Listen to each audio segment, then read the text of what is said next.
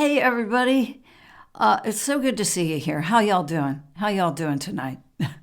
I hope you're feeling good. I hope your vibrations are high, because we know now that that is the way we need to keep our vibrations, because all of this negativity that's happening right now, is a lot of it is engineered. And without getting into too much of that, it's been this way for a very long time. And these things right here are the things that we develop in order to deal with all of the pressures and everything that's happening to us in the outside world. But at the same time, by raising our vibrations and creating other things going on in our brain, we can actually escape it. So that is the idea, is to escape the mental matrix. So that's part of what I'm here for. And I'm also, after this, going to start reading about fasting and the mucusless diet healing system, because all of these things they're putting in our food are doing the exact same thing that all of the things that are going into our mind. Everything that's bad takes hold a lot more if you also are feeling in bad health. And so it kind of goes hand in hand down this wrong path. And the idea of this channel is to get on the right path. You don't have to be perfect. You don't have to just jump into fasting at all. It's an art, actually, and a skill. But once you start doing that, you're on a different path. And so that is the goal of this channel, to get people on the right path. So these things, they're actually feeding the matrix, if you want to call it that. Let's just call it that for right now, okay? Let's just call it the matrix. So all of these things are keeping you in the matrix, and they're making you sick. This is bad health right here. This is good health. And even if you have developed a health situation, this will get you out of it. This will rise you out of it, because everything's happening in your mind. If you really think about it, when you're ruminating over something, or you're obsessing over something, if you do, because everybody does, something gets under their skin and then they obsess over it. If that's happening to you, if you really stop yourself and think, there's actually nothing happening to you. What's happening to you is in your head. And sometimes you think, well, I would give that person a piece of my mind, or I would do this, or I would do that. And then you find out the people are dead, or they, oh, they're not doing so good. They're this and that and the other. And then you're like, oh, well, I lost my chance to yell. So the yelling starts in your mind before it exits your mouth. All of these things are coming out of your own mind. There's a video also on YouTube. Has got a lot of resource material, and I'm going to share it with you guys, because I do that. That's what I do. I share other people's material because I want the word to get out, so that people can start realizing what's actually happening. But this gratitude, if you're just grateful for what you have, you'll realize you have a lot more than a lot of other people.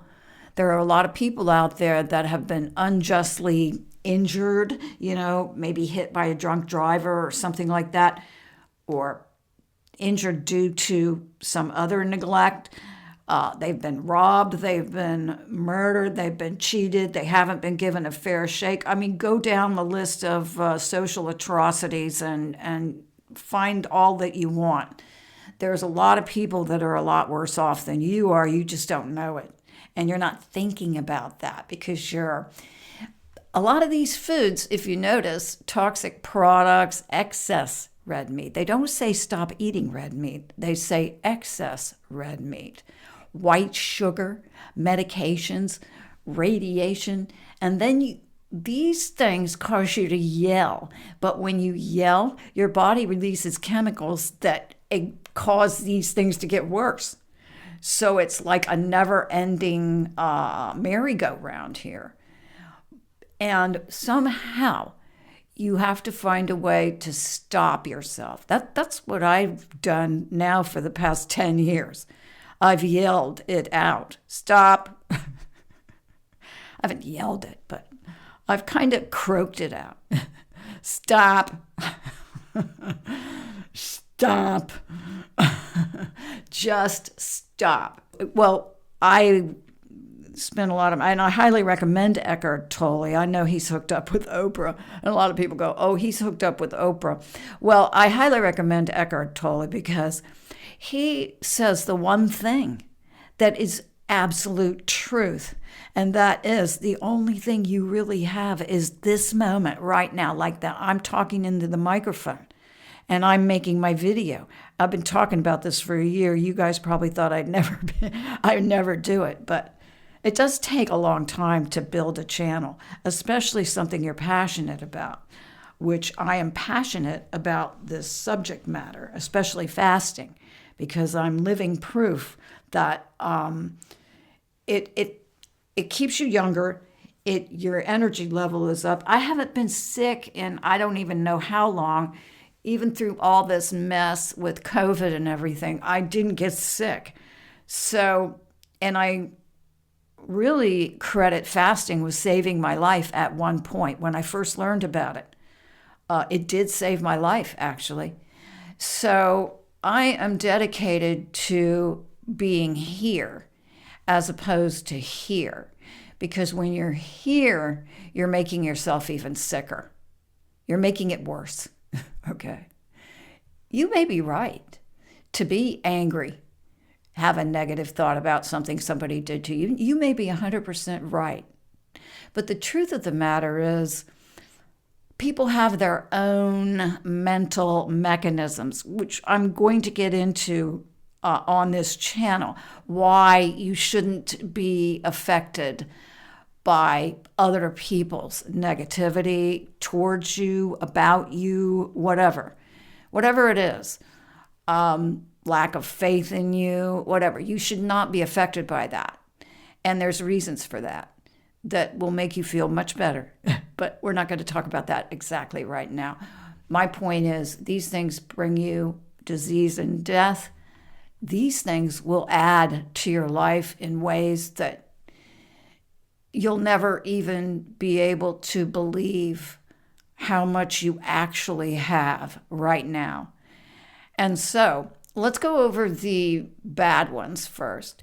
Junk food. Well, everybody eats junk food. I've been eating junk food, but guess what? I'm still on the path. I still make decisions that keep me on the path to better health. And I'm going to show you how to do that. But as far as eating it on a regular basis, I can't do it because I know what it's doing to my body. But here's another truth. It's easy to eat junk food because in comparison to white sugar, medications, radiation, excess red meat, toxic products, environmental toxins, it's not that bad for you. A couple of potato chips, especially if you look at the label. So you don't have to give up everything. You just have to have some discretion. Hard alcohol. I mean, come on. Do I even have to go into this?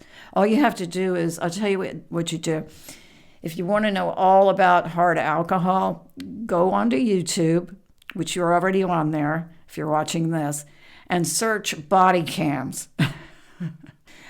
And toxic relationships spur on negative thoughts. There are toxic people out there for whatever reason. There are toxic people that love to instigate negative thoughts in other people, especially people they see that are happy. That's why you need all of this to protect yourself from these toxic relationships and negative thoughts that they produce. And then it's exacerbated by the environmental toxins. All this is a giant heap of stuff coming down on your good mood. Thank you very little. And yeah, we're getting down to some really bad things here. These environmental toxins, there's lead poisoning everywhere. And from my research, it's coming not only from environmental toxins, but by environmental toxins. I'm including, when you go out and spray in your garden and stuff like that. That's when you should be wearing a mask, to be quite honest. If you use any kind of insect repellent or stuff, that stuff gets in your pores and it's poison. And from what I understand, you can get lead poisoning from using those things. Lead poisoning is everywhere. Aluminum foil, the bottom of your kettle, it's everywhere. And so, and it's causing a lot of havoc. So these environmental toxins exacerbate your bad mood, okay? And they actually need us in a bad mood. Who am I talking about, they? Well, I'm talking about the big money people, the companies, the big box companies. And you know what else? I'm talking about the whole, well, let's call it a medical industrial complex, okay? And leave it at that. So all of these things benefit greatly. This yelling, you're releasing more poisons, self-generated poisons, yelling and arguing in your own body to mix it up a little bit more, poison you a little bit more, and get your heart to stop a little bit sooner than it would have. Holding on to the past, you've just got to let it go, especially now. Where we are now, you've really got to let go of that. Anybody that's been in your past, family or otherwise, we're all going through this change right now. And if you're not connected to your family, there's a reason for that. And it has to do with this whole ascension process. This has to be done on our own. Each person has to do it on their own, and it takes time, it takes care, it takes self-nurturing, it takes all of the things that you don't need outside influences. The matrix, if you can do this is what I do, and it's helpful, is far away from us right now. You really have to take a walk to get back in there. And this is the fastest. This is like the Amtrak. This is like the Amtrak to it. It just instantly takes you back into the matrix. And what I always do is go stop, back out, and I go Eckhart Tolle on it. Like I said, all I have is the moment. And it goes back to gratitude, right at the top, right there, gratitude. If I'm holding on to the past, I go stop, and then I look down. I say, what's happening right now? I ask myself that actual question in my head. What's happening right now? What is happening right now? Well, I'll just say what's happening right now. I've got this furry, nice piece of fur under my microphone. Hopefully it's helping the sound. I think my open came out pretty good. I think about it. I could probably make have some fun with it one day and add to it. You see what I have? I have a voice. I could keep going. I'm cozy. I'm wearing my Uggs. Oh, God, I love my Uggs. Love my Uggs. You see what you can do to just get away from it. You've got to get away, run. Run back to here, this path right here, where you're headed towards a beautiful ascension experience. Don't go back into the matrix. These are all the portals back into the matrix. Guilt. Oh my God. Well, my dog just died and I was yelling at my dog for, not going on the puppy pad and stuff like that. Well, I have guilt for that. And I had to get rid of it. I had to get rid of the guilt. And you know how I did it? I went back to the gratitude right up here at the top. And then I realized all the things I did for him so smother out.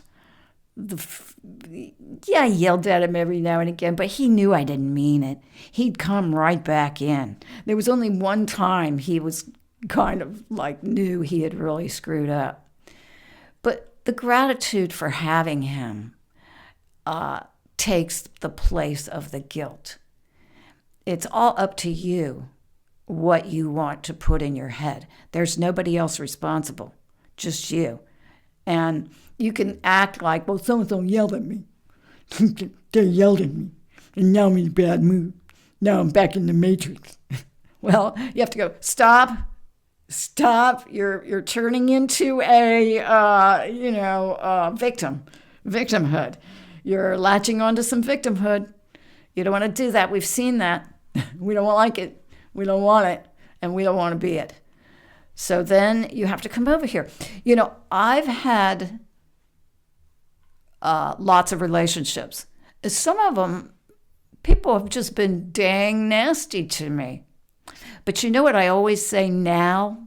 I didn't always say this, by the way, but nowadays, I say, the first thing out of my mouth is, thank you for showing me that. And then I try to figure out just exactly what was I shown. Well, usually it's that you have to put some distance between you and, whoever. But you're grateful for the information. You've been shown something. And if you could get down here to kindness, there are lots of things I'm going to share on this channel about people who, they just don't like to see you happy. They just don't. And they're going to try to do something to bring you down from where you are. And if you just, all of these things, dancing, I could put on a CD, and I will, on this channel, and dance. Why? Because nothing makes me happier and makes me forget everything than when I'm dancing. I took ballet, tap, and jazz when I was a kid. I liked to dance. I was in the show group, the Betty Cannon School of Dance in Alexandria, Virginia, and I was in the show group, and we danced at the Cherry Blossom Festival. And I remember one year, Ernest Borgnine was in the... from McHale's Navy. Oh, God. Anyway, I digress. But as you see, they're happy memories, and I love dancing. I sing, even though I've got a horrible voice. I love hugging people who want to be hugged. I don't like hugging, Some people just are not huggable, okay? But I hug myself a lot, and I certainly hugged my dog constantly. Which is why I have to get another dog eventually, but not right this minute. Laughing. I don't know about you guys. You're probably a lot funnier than you let the world know. But some of the things that come out of my mouth make me laugh. I make jokes all day long that nobody ever hears but me. But I laugh all day long at my own jokes. You can do that. There's no law against it. Walking in nature. Well, since my dog is gone now, I'm going to make an effort after these people from the north leave. They're affectionately called snowbirds. Oh, brother. It's like you're back in New York City again with somebody riding your ass trying to get around you. Well, we don't drive like that down here. Okay, get your car out of my eyes. Uh-oh, look, see, danger. You could get over here with that. But anyway, once they leave, I make jokes about them now, and that gets me laughing. But once they leave, I plan to walk in nature and go down to I'm right 10 minutes from the Gulf, and in the morning there's like no traffic where I have to go. It's just a quick zip. And you should find something like that And I know you have it, even if it's going out in your yard and planting. I've been messing around in my yard a lot lately, getting bugs all over me and everything because it's relaxing. And I feel close to nature, and I can hear the birds around me all the time. And if you start doing things like that, you can rack up more. You know what I mean? It's not just smiling. It's smiling when the birds, sometimes I hear the birds out there and I wonder, they sound like they're, having an argument or something. And it makes me laugh. I have to go out on the porch and listen to or just listening to the ducks. Ducks talk to each other the entire time they're flying over. And you can hear them like just talking up a storm. They fly by in a perfect V too. I love being outside in my yard. Of course, I live on a lake. I have a dock out there and a kayak that I can use, which I haven't really been using, but I plan on using it this year. So if you start thinking, what do I have? What's available to me? All these things bond together, I think. You're out in nature. You want to eat more natural foods, greens. Greens are, I believe, the foundation of good muscle tissue and everything. Think about it. Cows don't eat meat. They eat what? Greens. And they apparently have the perfect meat protein source for us. So how did they get that? They don't eat protein. And I also supplement with chlorophyll, which is, of course, the essence of greens. Yeah, forgiveness, I call that something else, but I prefer let it go. I'm letting it go for me. And I don't even think about what is forgive or what. I don't even think about this word. But this word means a lot to a lot of people because it's in the Bible. So anyway, that's not what we're talking about here. We're talking about forgiveness, that word. I say let it go. Acceptance, you accept that it's not going to change. And you let it go. I'm out in the sun as much as I can. I'm very pale, and the sun does not like me. But I'm out there as much as I can, and I love it. Walking in nature, we talked about that. Breathing deeply, I do that all the time, every day. I go out on my lanai and just watch the water and the birds and just breathe. I love it. Yoga, I can't do yoga because I have a hand injury. I could do some of those exercises, but most of them require you getting on your hands. But I do think yoga is good for becoming aware of your body and for stretching. Maybe I'll revisit that later and see if there's some yoga I can do. But exercise, I exercise like a fiend. And I have more time to exercise now. Not that I don't miss my beloved Truman, but I did spend a lot of time on him. And I have a lot more time to focus on that. Plus, as a part of this channel, I really believe that we all don't even need, you can have some basic equipment and get pretty much all the exercise you need. And in my case, I got a kayak to work my arms, and I got a bike to work my legs, a bicycle. So I bicycle, and I haven't gotten back out into the kayak in a few years, but I will. I don't know about you, but I like to smile, and it makes you look better when you smile. So, there's that.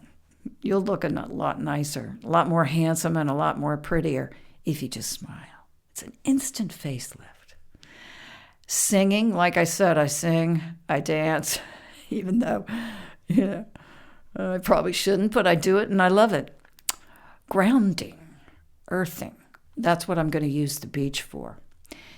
And I even want to go to, is it St. Armand's Key? One of them has crystalline sand. And I want to start making regular jaunts out there while the snowbirds are gone. I can't do it while they're here. There's so many of them. You guys would not believe how crowded Florida gets during the winter months, and it's bumper to bumper traffic. You have to get out early and get your things done and get back home because it's crazy down here right now. Raw whole foods. This is a big part of this channel. And hopefully I can help you with my transition diets that I have developed over the years for myself. And I've always I keep getting better and better at it. Even though I do backslides, sure, you're going to do that.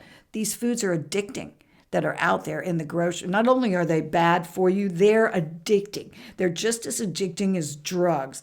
And certain foods are just so awful. What they're doing to you, once you learn it, you're not going to want it anymore. Just the knowledge will keep you away from these damaging foods that they're selling. And especially what they have kids on with the sugar content and all these chemicals that we don't know what they are. Look, I'm a sugar kid. My parents didn't mean anything by it.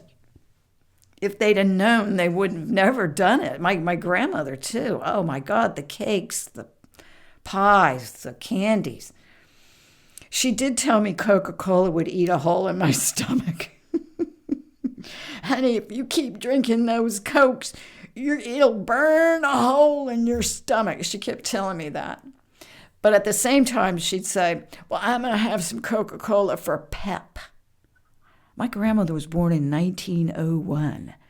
I think she was around when they actually had cocaine in the Coca-Cola.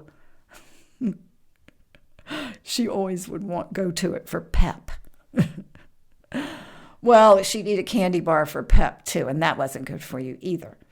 So, yeah, but I digress. Raw whole foods. People cringe when they hear that. They think their life is over, and I'm here to tell you it is not. When you think of all the herbs and the garlic and the oils and the things you can use, the fruit juices and fruits, even though raw foods are the best, and I continue to eat them and supplement my diet with them, I also cook. I'm cooking now, and I cook with, I just found this amazing recipe for roasted grapes, and you can put them on a salad, and you can serve them with goat cheese, too. I use cheeses, even though they're not very good for you. If you use them properly, they can enhance, like a salad with goat cheese in it. Yeah, a salad with blue cheese. I just made an amazing salad the other night. And it had all kinds of spinach, raw spinach and stuff in it, greens. And then I cut up artichoke hearts and threw those in there, and onions. I used spring onions, and then I sprinkled blue cheese on top of it. Put tomatoes in there too. That was good. And so you weigh the thing out. It's not like I'm sitting there eating blue cheese on crackers or something. It's in a great big bowl of greens. And so the greens override and outvote the blue cheese for being something very good. And I put olive oil on there too, and sometimes the balsamic vinegar. I think that's how you say it. I'm always mispronouncing that. And my friend Jean or Jane, both Jean and Jane gave me cooking things. And I can't remember whether it was Jean or Jane that gave me the vinegar. It's one of these little bottles. It's lasted me forever, but you use it sparingly. And you just drizzle it. It's the kind that you drizzle on top. And I drizzle a little bit of that on top of the salad, and it is amazing. And I would eat bowl after bowl of that salad. And if you eat like a piece of meat, just grilled or cooked in a way that it wasn't so full of spices and sauces and stuff like that. I've been doing this for years. It has benefited me like you wouldn't believe. It saved my life at one time, which is why I've never abandoned it. And I'm sharing these things with you, you may go, I can't eat an Arby's anymore. Well, no, you can't. I can't have French fries from McDonald's anymore. No, you can't. As a matter of fact, if you just eat at home and stop eating at restaurants, your health will improve. That's a fact. People who make their own food at home live longer and are healthier. And so just doing that one thing, you can make what you want. You can make an apple pie if you want to. You can make whatever, a cake or whatever. I've got cake mix in there now. Why? Because I'm making it at home. I'm trying to learn how to do it from scratch. So I figure, well, I'll first use the mix. Pancakes, stuff like that. If you go to the pancake house, you're going to get a bunch of extras with your pancakes that you don't want. They handle food in bulk. It's different. They put chemicals in it and stuff. They don't want the food to go bad, but also there is a concerted effort, I think, to keep us not that healthy. You know what I'm saying? Wink, wink. Anyway, relaxing music. This is mandatory. The music that they are using, and especially the music that they use. I watch a lot of true crime because I like to see how they solve the crimes and stuff. If you listen to the music in the background, now they've started coming out with some news shows that have nice music in the background. There's one show called The New Detectives. That's an old show actually from the 80s or the 90s, and it has good music. Just calm music in the background, They're telling a story of a horrible murder. But these news shows, I swear, they have the phone ringing, they have things banging, crashes, screams, all kinds of things in the music. Even in, especially I can't listen to commercials. Commercials are awful. You can hit mute and watch your metabolism change. Watch your shoulders go down. Whew. You're just so glad for the silence. Well, a lot of these dance beats and stuff that I love so much that I have to dance to are not good for you either. And of course, creativity. I've got painting supplies, drawing supplies out on my back porch. I have a shed that has a little porch on it, which is an unobstructed view. And I'll go out there and just sketch and draw, and time just gets away from me. I also doing this. That's why I like it. It's a creative process for me, and that's why I enjoy it so much. Any kind of creativity, making something out of something else, taking something I found around my house and making it into something that I need. Stuff like that. I get lost in it. It's just little challenges during the day that I like to try to either fix it myself or jerry-rig it. So that is my summation of these two very important lists. And in this case, they're really talking about a lot of the diet, which is a huge problem. Huge. They're poisoning us. And whether they're doing it because they want to keep the food fresh longer and they don't care, or whether they're doing it because they're ignorant and they don't know, or whether they're doing it maliciously, it doesn't even matter. It just is not even a part of this argument. The argument is to get away from it and replace it. And I would say, if it doesn't grow, don't eat it. Okay? That's a good start. Now, this is a newer print, and it's edited by someone. But I have the old versions that's not edited. And as you can see, I bought these a long time ago, okay? And as you can see, I have underlined, dog-eared. I mean, I've really torn the book apart, like writing on the corners, dog-earing, underlining all kinds of things. There is a chapter in there, The Fundamental Cause of Growing Old and Ugly. And this is absolute truth. You can try it on yourself and watch yourself get younger, because we're not supposed to get old like this. We're not supposed to. So this book is worth its weight in gold. As you can see, he doesn't have any problem, growing hair, okay? So since I'm going to read from the book, I'll leave you with this picture of the book. The common fundamental cause in the nature of diseases. All the phases of the process of development of the medical science, including those of the earlier periods of civilization, have in their way of understanding the casual nature of diseases that one thing in common.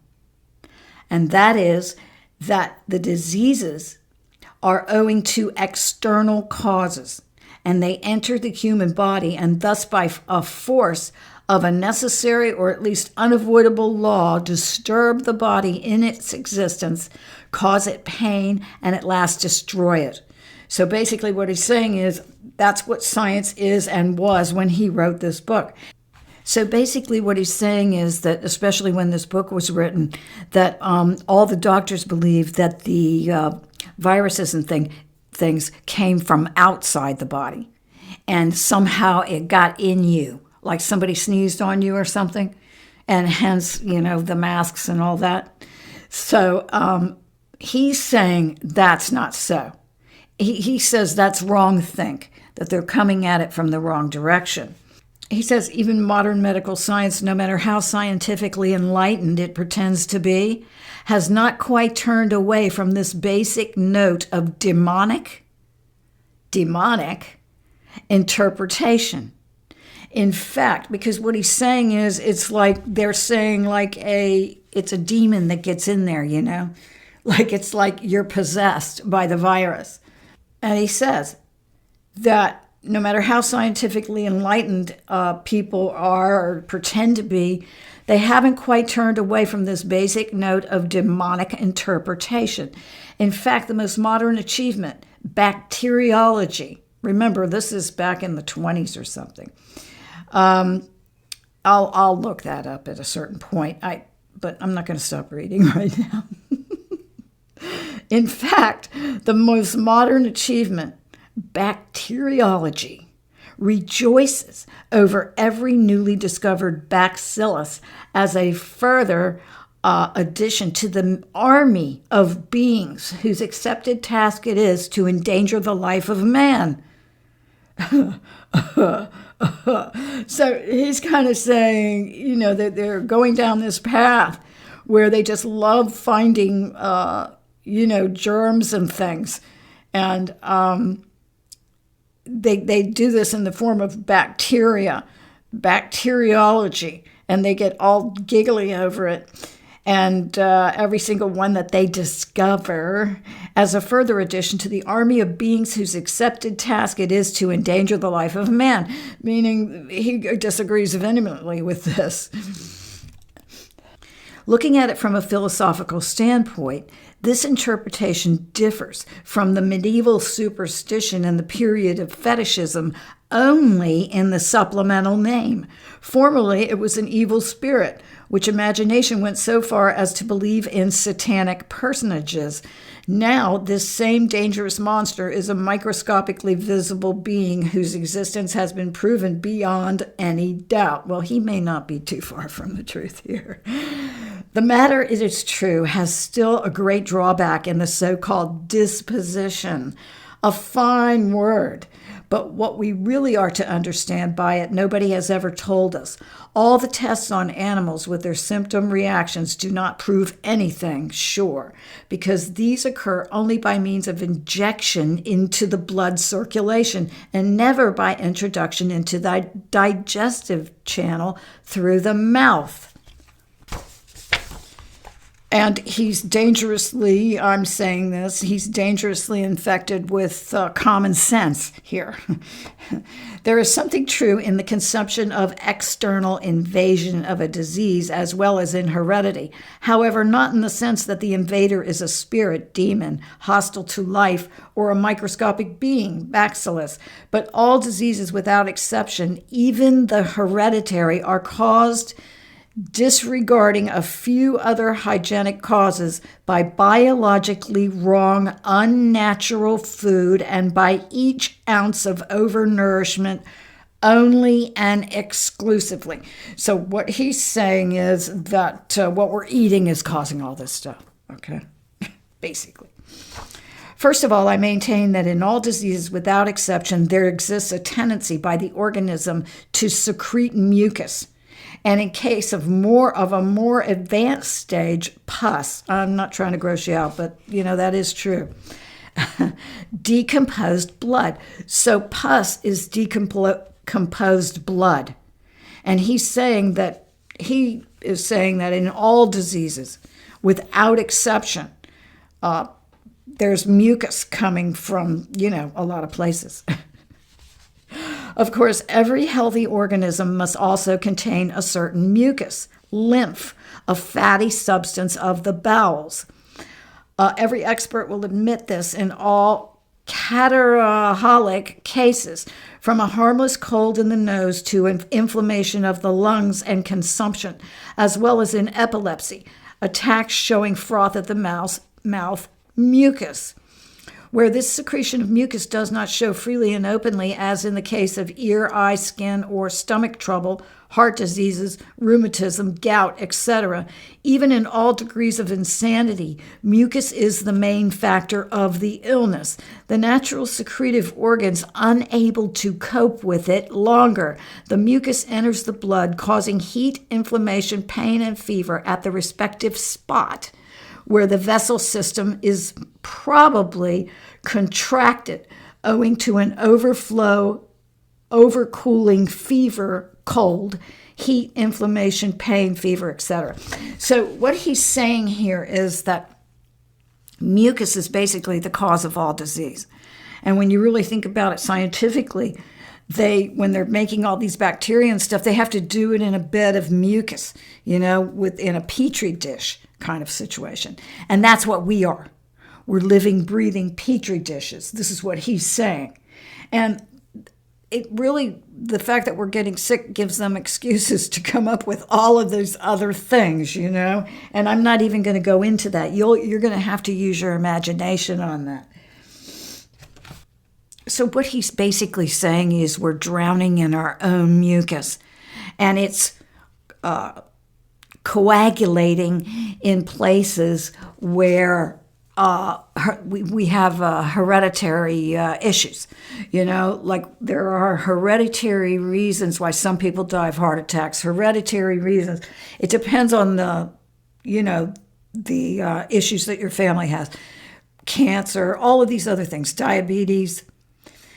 And it all has to do with we're drowning in our own waste, basically. It says we need only to give patient of any kind nothing but mucusless food, for instance, fruit, or even nothing but water or lemonade. We then find that the entire digestive energy, freed for the first time, throws itself upon the mucous matters, accumulated since childhood and frequently hardened, as well as on the pathologic beds formed therein, and the result, with unconditional certainty, this mucus, which I mark as the common, basic, and main cause of all diseases, will appear in the urine and in the excrements. And this is true. When you are fasting, part of it is you have to look at when you go to the bathroom, because that's how you're going to eliminate. And when you do, that's when you start to feel amazing. Once all that stuff passes through your system, but you'll notice heavy. You should and would hope to notice heavy amounts of cloudy urine, okay? And, you just have to keep an eye on that, okay? Because this is where a lot of the problems come in. If potatoes, grain meal, rice, or the respective meat materials are boiled long enough, we receive jelly-like slime, mucus, or paste used by bookbinders and carpenters. This mucus substance soon becomes sour, ferments, and forms a bed for fungi, molds, and bacilli. In the digestion, which is nothing more else but a boiling or a combustion, this slime or paste is being secreted in the same manner. For the blood can only use the digested sugar transformed from starch. So in other words, what happens is that all that's left for the blood is not that much. And your body's working really hard overtime to sort of get rid of this mucus matter. This slime or paste is being secreted in the same manner. For the blood can only use the digested sugar transformed from starch. So it's not, he's talking about potatoes, grain, meal, and rice that don't have that much nutritive value, and they're highly mucus forming. And it's a lot more medically written than I thought. But anyway, we're through the hard part. He's basically saying it's like a gas air engine and that we're clogging it up. They're clogging up our pores, our organs, especially our digestive system. He talks about fermentation and pap. And it says, if figs, dates, or grapes are boiled down thick enough, we also receive a pap, which, however, does not turn into fermentation and never secretes slime. So when you eat naturally, you don't have these issues.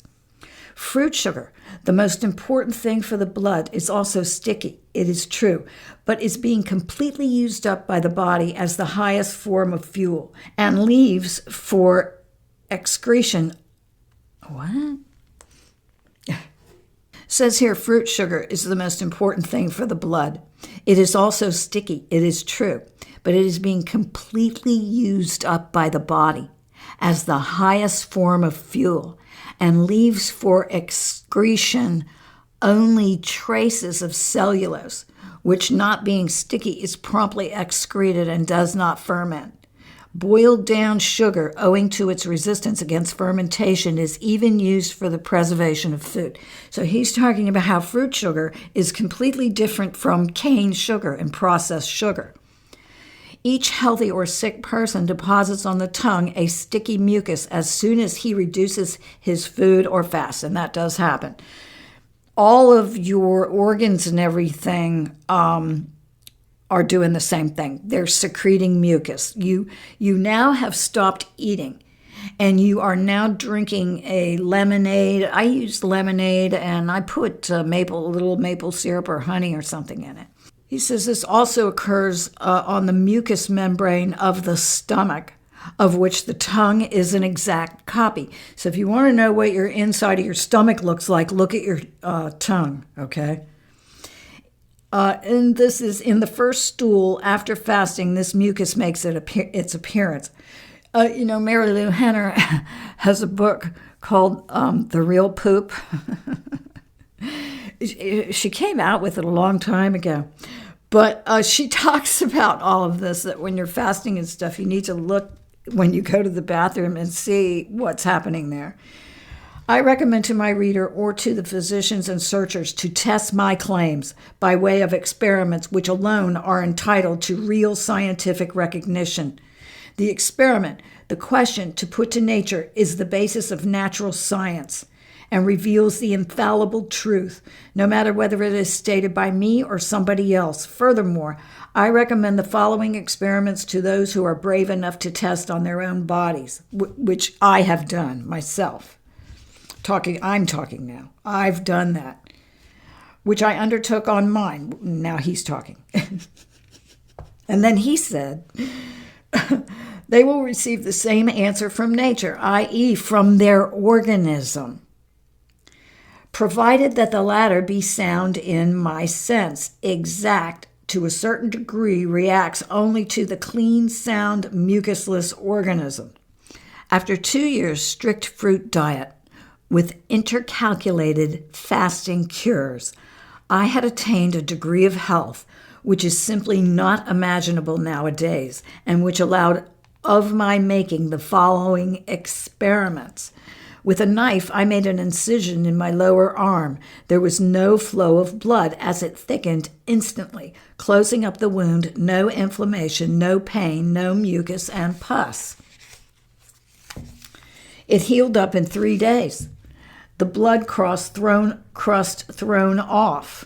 Later, with vegetaric food, including mucus ferments, starch food, but without eggs and milk, the wound bled a little, caused some pain, and pussed slightly. A light inflammation, complete healing only after some time. After that, the same wounding with meat food and some alcohol, longer bleeding, the blood of a light color, red and thin, inflammation, pain, pussing for several days, and healing only after 2 days of fasting. I have offered myself, of course, in vain to the Prussian Ministry of War for a repetition of this experiment. This book was written in German. Why is it that the wounds of the Japanese healed much quicker and better in the Russo-Japanese War? I think I'm in it. Russo-Japanese War than those of the meat and brandy Russians? Has nobody for 2,000 years ever thought it over why the opening of the artery and even the poison cup could not kill Seneca after he had despised meat and fasted in prison? It is said that even before that, Seneca fed on nothing but fruit and water. All disease is finally nothing else but a clogging up of the smallest blood vessels, the capillaries, by mucus. Nobody will want to clean the water conduit of a city, a pipe system which is fed with soiled water by a pump, the filters of which are clogged up without having the water supplies shut off during the cleaning process. If the conduit supplies the entire city or a portion of it with unclean water, or even if the smallest branch pipes are clogged up, there is no man in the world who would repair or improve that respective spot. Everybody thinks at once of the central of the tank and the filters, and these, together with the pumping machine, can be cleaned only as long as the water supply is shut off. I am the Lord thy physician. English and modern nature alone heals, cleans, unmucuses, best and infallible. Says, even in the case of a supposedly healthy man, this mucus, as already mentioned, then appears in the urine where it can be seen after... What? Now he says here, and there's a lot of more to this, which I won't read now because this video is too long. But he does say the fundamental evil of all non-vegetaric forms of diet consists always in the overeating of meat. He says overeating of meat, not the eating of meat, but the overeating of it, as it is the original of all the other evils, especially in the craving of alcohol. So what he's saying is heavy meat eaters crave alcohol, and there's a reason for that, which he gets into, but I'm not going to get into it too much. I'll get into it more on a later date. So I hope you've enjoyed this video. Like I say, if you have, I would appreciate it if you would like and subscribe. It really helps me a lot. And until next time, have an amazing week.